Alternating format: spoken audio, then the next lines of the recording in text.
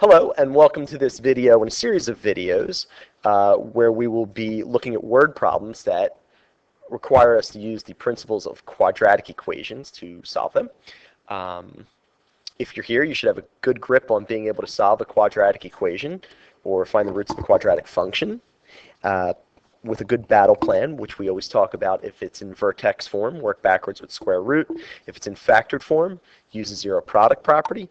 And if it is in standard form, try to factor it and use the zero product property. And if it can't be factored, rely on the quadratic formula. Okay, this word problem here, as is the case with all word problems, a little tricky in terms of extracting the information out of the problem and putting it into the appropriate math expressions to work with. I'll model that as we go in this problem. Let's see what it says. It says you are putting a uniform border of lace around a rectangular tablecloth that is 60 inches by 40 inches. If you have a total of 666 square inches of lace to use, what is the width of the border you should apply to trim the tablecloth? Okay, so I'll make a rudimentary drawing of this that's going to be a big help, hopefully. And it starts with a tablecloth that is 60 by 40. So I'll put 60 on the wide end and 40 on the less wide end. Okay? And from there, it says we need to put a border around it. Okay? So the border means that it's essentially another rectangle that fits around this one. Okay? Now, the question here is, I don't know how wide to make this border that goes around the original rectangle. But I do know it's going to be of equal width the whole way around. So that being said, I don't know the width, but here I know it's going to be an extension by x, in that it will be some unknown width, and it is that, in fact, that size the entire way around the tablecloth. Okay, so now how can I move from here to the appropriate equation? Well, we need to be able to understand the following relationship, okay? And that's the following. If you took the tablecloth and the lace in terms of its area and subtracted the tablecloth, you would in fact be left with just the area of the lace. Okay, this seems like a pretty straightforward fact. Now, why do I want to see this fact from this perspective is because I know the area of the lace. Okay, the area of the lace is 666 inches. I also know the area of the tablecloth by just simply computing 60 by 40. The trick is going to be here where it says what is the area of the tablecloth and the lace together. Okay, well, let's take a look at that. If you notice, I'm going to outline the rectangle by which I'm referring to, where that rectangle is in fact the area of the tablecloth, which I'll highlight there, and the area of the lace, which is the outer rectangle.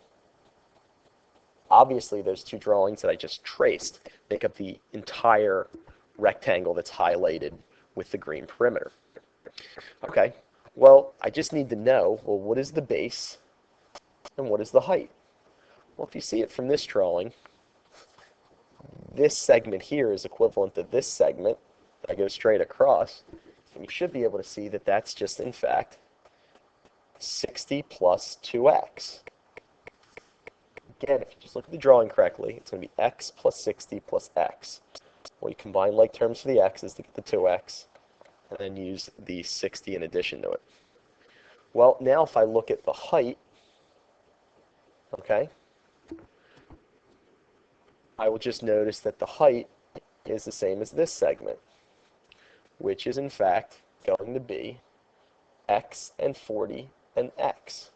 So that's just going to be 40 plus 2x. And again, I hope you see pretty quickly, this expression is in fact that area, okay? it accounts for the fact that I don't know how wide I'm extending this border, but it is just a simple base times height. So that is in fact the area. Okay, so this expression here, like I said, is the tablecloth and the lace. Well, from that, we have to subtract the tablecloth so that we can just write an expression for the lace. Well, the tablecloth is 60 by 40.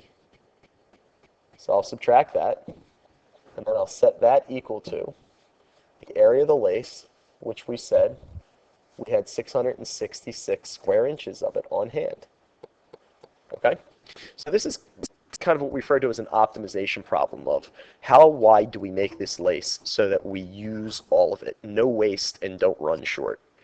Okay, so from here, we've now got to make a decision about how to solve this quadratic. Well, it's obviously not vertex form, so I'm not going to be working backwards. And, excuse me, it doesn't look like it's factored form to me completely. Even though these are factored here, I still have this difference to it here.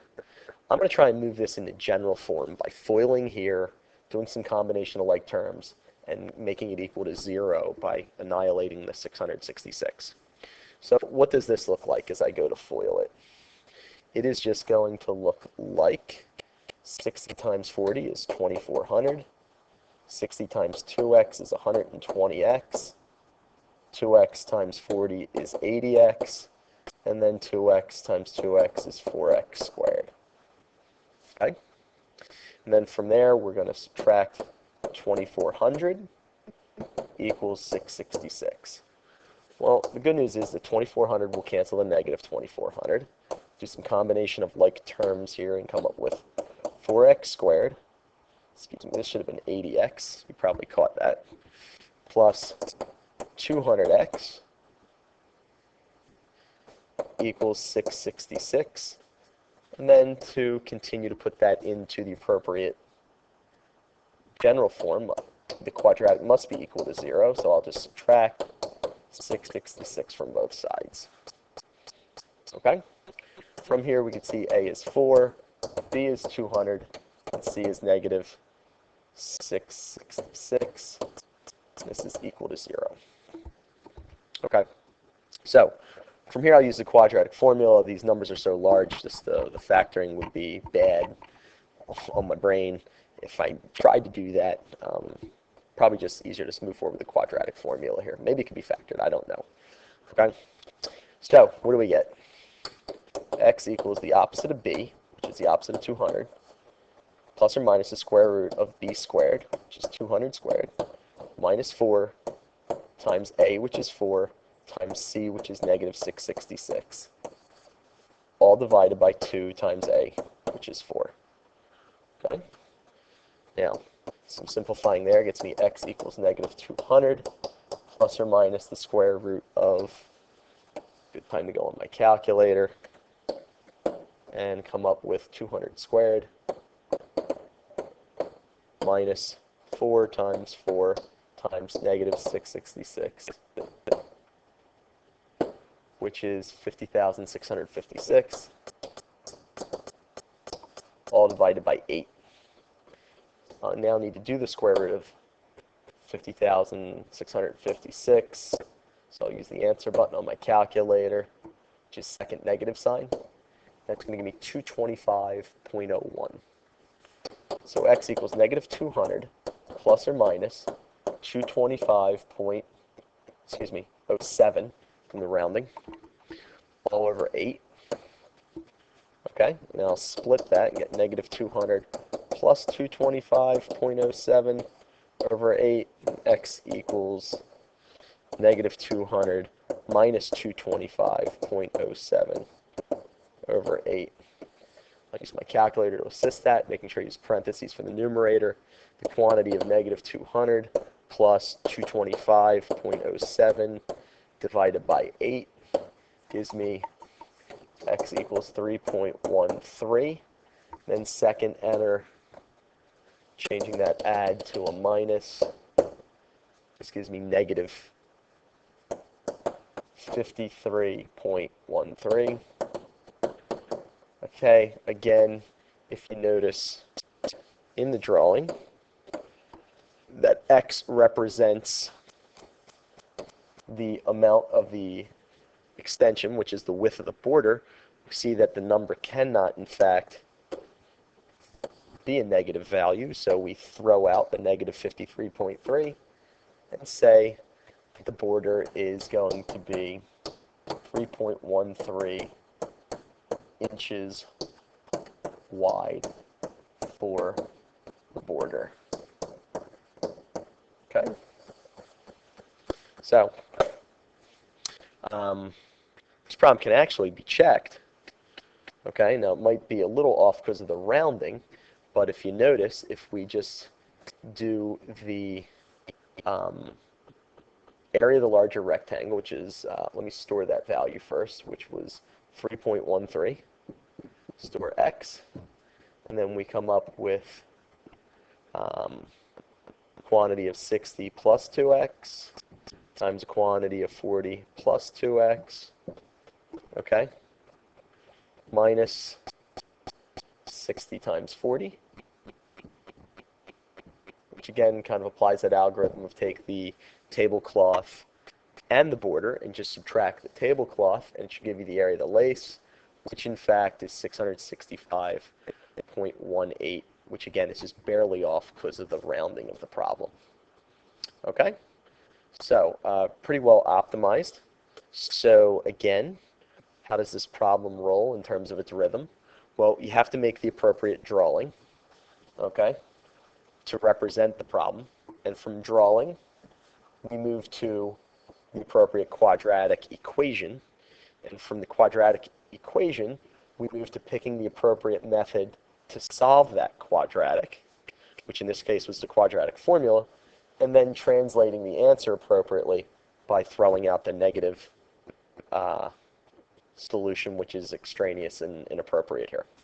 So I hope this was a help to you. It's a complex problem.